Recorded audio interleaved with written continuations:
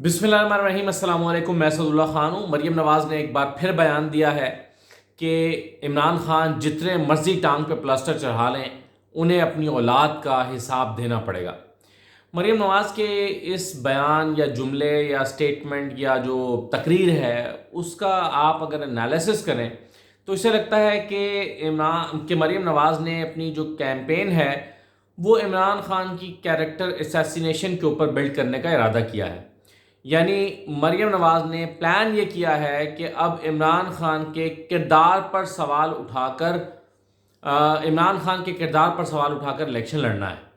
ان کے پاس چونکہ اپنی کارکردگی دکھانے کے لیے کچھ ہے نہیں، تو اس لیے مریم نواز جو ہیں وہ اب عمران خان کی کردار کشی کی بنیاد پر الیکشن لڑنا چاہتی ہیں۔ چونکہ وہ اپنی کارکردگی دکھانے کے لیے نہیں کہہ سکتی کہ دیکھیں ہم نے حکومت دینے کے بعد مہنگائی کم کر دی ہے، دیکھیے ہم نے حالات کو بہتر کر دیا ہے، دیکھیے عمران خان معیشت کو تباہ کر کے گیا تھا ہم نے ٹھیک کر دی ہے، اور دیکھا آپ نے کہ اسحاق ڈار صاحب آئے ہیں تو پھر ڈالر کیسے دھڑام سے 180 پہ گیا ہے۔ چونکہ ان کے پاس یہ سب کچھ کہنے کے لیے نہیں ہے، اور یہ کہنے کے لیے نہیں ہے کہ ہم جو ہے وہ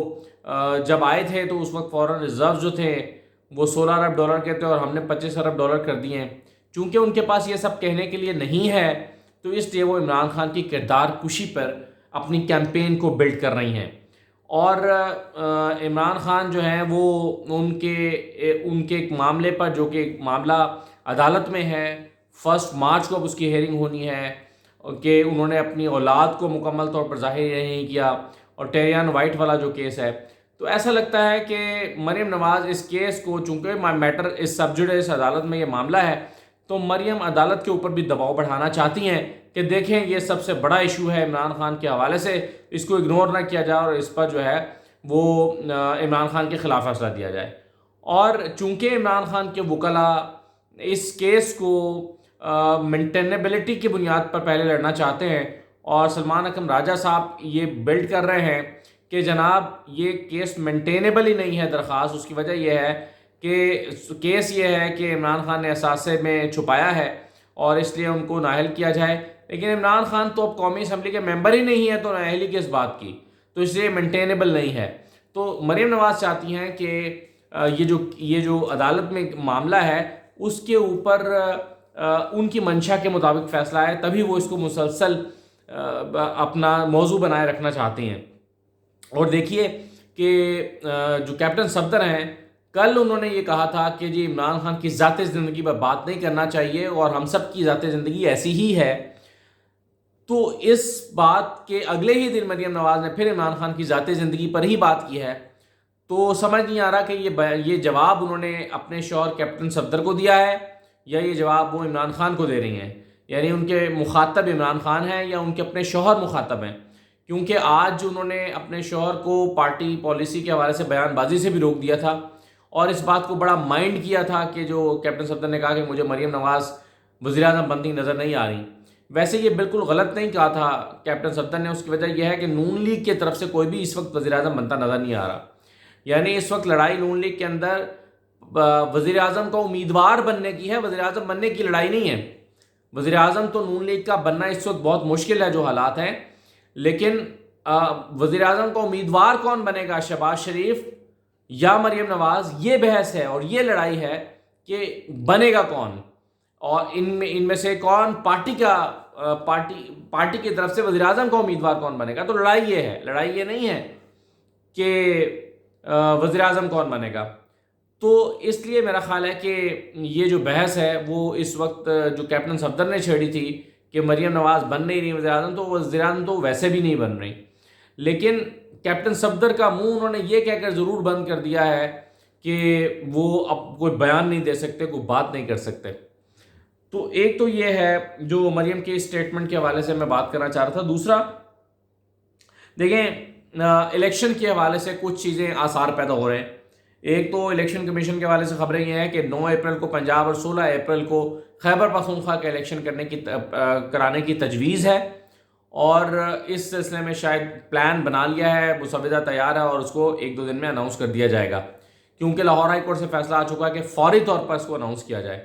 تو فوری طور پر 1-2 دن میں شاید اناؤنس ہو جائے اس کا شیڈول، الیکشن کمیشن نے اس کو تیار کر لیا ہے۔ پاکستان تحریک انصاف نے ٹکٹوں کی تقسیم کا فارمولہ بنا لیا ہے. 80% ٹکٹیں پرانے ارکان کو دی جا رہی ہیں اور شاید 20% ٹکٹیں جو ہیں وہ نئے لوگوں کو دی جائیں گی. تو پاکستان تحریک انصاف نے فارمولہ بنا لیا ہے. مریم نواز جو ہیں وہ الیکشن کے لیے اتر گئی ہیں, الیکشن کیمپین کر رہی ہیں. تو ایسا لگتا ہے کہ حکومت کتنی بھی کوشش کرے الیکشن میں نہ اترنے کی, الیکشن ان کو بہرحال کرانے پڑیں گے. اور کل کے ہائی کورٹ کے فیصلے کے بعد تو یہ واضح ہو گیا ہے کہ اگر حکومت ابھی بھی لیت و لال سے کام لیتی ہے تو معاملہ سپریم کورٹ میں چلا جائے گا اور عدالتوں سے کوئی ریلیف ملنے کا امکان نظر نہیں آتا اس کیس میں, کیونکہ آئین بڑا واضح ہے اور آئین کو یہاں پر نگیٹ کرنا, جھٹلا دینا یا آئین کی مخالفت میں جا کر فیصلہ کرنا یہ کسی بھی جج کے لیے ممکن دکھائی نہیں دیتا. ورنہ پھر تاریخ جو ہے وہ آئین کے خلاف جاتے ہوئے فیصلہ دینے والے جج کو ہمیشہ یاد رکھے گی اور منفی کردار کے طور پر ذکر کرتی رہے گی. اس لیے یہ ممکن نہیں ہے کہ لاہور ہائی کورٹ یا سپریم کورٹ میں اس آئین کی خلاف ورزی کرتے ہوئے 90 دن سے اوپر الیکشن کو لے جایا جائے. ایک چیز مجھے ابھی یاد آ گئی, میں ذکر کرتا چلوں, الیکشن کی بات ہو رہی ہے تو الیکشن کے حوالے سے میں نے ایک ویب سائٹ جو ہے وہ تیار کی ہے, electioncellpk.com اس کی ڈومین ہے. 2 سے 3 دن میں یہ ویب سائٹ لانچ ہو جائے گی. ابھی ابتدائی شکل میں لانچ ہوگی لیکن آہستہ آہستہ اس پر ڈیٹا پھر جو ہم الیکشن کے قریب جائیں گے تو ہر حلقے کا ڈیٹا آپ کے سامنے آتا رہے گا. لیکن ابھی جو ضمنی انتخابات 16 تاریخ کو شیڈیول ہوئے ہیں اور اس میں کاغذات نامزدگی جمع ہوئے ہیں, تو بڑے بڑے مقابلے, تگڑے مقابلے کون سے ہیں اس پر ہم نے کام کر کے ابتدائی طور پر آپ کے ساتھ معلومات شیئر کی ہیں. لیکن ابھی وہ ویب سائٹ میں کچھ ٹیکنیکل چیزیں ہیں تو 3 سے 4 دن میں, ہوپفلی 3 دن میں میری کوشش ہے کہ وہ ویب سائٹ لائیو کر دی جائے. اور electioncellpk.com جب یہ لائیو ہوگی تو میں اس کا لنک بھی شیئر کر دوں گا اور آپ کو پھر ایک دفعہ یاد دلا دوں گا کہ جو لوگ الیکشن میں اور حلقوں کی سیاست اور حلقوں کے مقابلے اور کڑے مقابلے اور کانٹے دار مقابلوں میں دلچسپی رکھتے ہیں, جیسا کہ میں اپنے یوٹیوب چینلز پر الیکشن کے ہر حلقے کے حوالے سے ویڈیوز کیا کرتا ہوں, تو وہی ڈیٹیلز یا اسی طرح سے ڈیٹیلز جو ہیں وہ تحریری شکل میں, آرٹیکلز کی شکل میں ویب سائٹ کے اوپر ہر حلقے کی الگ الگ دستیاب ہوگی. تو اگر آپ اس طرح کی ویب سائٹ میں انٹرسٹڈ ہیں جہاں پر آپ کو الیکشن کے حوالے سے مکمل اور لیٹسٹ معلومات مل رہی ہوں اور ہر حلقے کی اپڈیٹ مل رہی ہو کہ کہاں پر کیا ہو رہا ہے, تو آپ اپنی دلچسپی اگر ظاہر کرتے ہیں, رکھتے ہیں, تو ذرا اپنی رائے کا اظہار کر دیجیے گا. ہم اس سے اندازہ لگا سکیں گے کہ کتنے لوگ اس کو, مطلب کتنے لوگوں کے لیے شاید دلچسپی کا باعث ہو. تو آپ اپنی کامنٹ سیکشن میں اس ویب سائٹ کے حوالے سے ضرور کامنٹ کر دیجیے گا. تو یہ ویب سائٹ جو ہے وہ میں نے تقریباً تیار کرا لی ہے اور اس پہ اس کا ڈیٹا جو ہے وہ بن رہا ہے, لکھا جا رہا ہے اور اگلے 2 سے 3 دن میں ہم انشاءاللہ اس کو لائیو کر دیں گے. تو الیکشن کی بات ہو رہی تو مجھے یاد آ گیا کہ میں آپ کے ساتھ یہ معلومات شیئر کر لوں. اچھا, اب آ جائیے ذرا اس بات پہ کہ الیکشن کا میں نے آپ کو بتایا کہ ماحول تو خیر کیا بنے گا, لیکن الیکشن کی طرف حالات جو ہے وہ جا رہے ہیں, خاص طور پر لاہور ہائی کورٹ کے فیصلے کے بعد. اب ایک بات جو ہے وہ آپ ذہن میں رکھیں کہ بجلی جو ہے وہ 18 روپے یونٹ تک مہنگی ہونے جا رہی ہے. 3.5 روپے یونٹ سے لے کر 18 روپے یونٹ تک مہنگی ہونے جا رہی ہے اور پیٹرول کی قیمت میں بھی اضافہ ہو رہا ہے. پیٹرول 300 روپے کے قریب جا رہا ہے. اب ایسی صورتحال میں جہاں پر پیٹرول کی قیمت بڑھ رہی ہے, بجلی کی قیمت بڑھ رہی ہے, تو آپ سوچیں کہ مریم نواز کو ان کی پارٹی نے اٹھا کر کتنی مشکل میں ڈال دیا اور کتنی مشکل کیمپین ان کے حوالے کی ہے. اور شاہد خاقان عباسی پھر ان کے خلاف بات کر رہے ہیں اور شاہد خاقان عباسی نے کہا ہے کہ مریم لیڈر ہوں گی تو پارٹی کی لیڈر ہوں گی, میری لیڈر وہ نہیں ہے. تو شاہد خاقان عباسی نے تو صاف صاف کہہ دیا کہ بھائی میری وہ لیڈر نہیں ہے, ہوں گی تو وہ پارٹی کی لیڈر ہوں گی, مجھے اس سے کوئی غرض نہیں ہے. اور ایک اور خبر میں آپ کے ساتھ شیئر کرتا چلوں اور وہ یہ ہے کہ طاہر نقوی اور سلیمان شہباز, جن کو ایف آئی اے نے کلین چٹ دے دی تھی منی لانڈرنگ کے کیس میں, منی لانڈرنگ میں جو تازہ ترین رپورٹ جمع کرائی ہے